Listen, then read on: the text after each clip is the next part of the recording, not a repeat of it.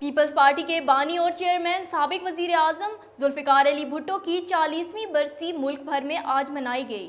اس موقع پر Pakistan Peoples party کے زیر اہتمام دعائیہ تقریبات منعقد ہوئیں۔ جانتے ہیں راجہ زہیب کی اس رپورٹ میں۔ ذوالفقار علی بھٹو 5 جنوری 1928 کو لڑکانہ میں پیدا ہوئے۔ ذوالفقار علی بھٹو نے ابتدائی تعلیم کے بعد 1950 میں برکلی یونیورسٹی کیلیفورنیا سے سیاست کی ڈگری حاصل کی اور 1952 میں آکسفورڈ یونیورسٹی سے اصول قانون میں ماسٹرز کیا۔ تعلیم حاصل کرنے کے بعد انہوں نے کراچی میں وکالت کا آغاز کیا اور ایس ایم لا کالج میں بین الاقوامی قانون پڑھانے لگے۔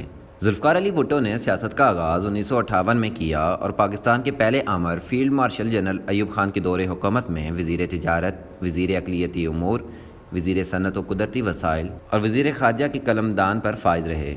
ستمبر 1965 میں انہوں نے اقوام متحدہ کی جنرل اسمبلی میں پاکستان کا موقف بڑے بھرپور انداز سے پیش کیا۔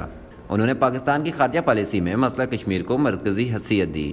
قائد عوام نے دسمبر 1967 میں پاکستان پیپلز پارٹی کی بنیاد رکھی، جو بہت جلد پاکستان کی مقبول ترین سیاسی جماعت بن گئی۔ عوامی جلسوں میں عوام کے لہجے میں خطاب ذوالفقار علی بھٹو کا خاصہ تھا۔ شہید ذوالفقار علی بھٹو نے اپنے دور اقتدار میں بے پناہ کارنامے سر انجام دیے۔ انہوں نے 1973 میں ملک کو پہلا متفقہ آئین دیا۔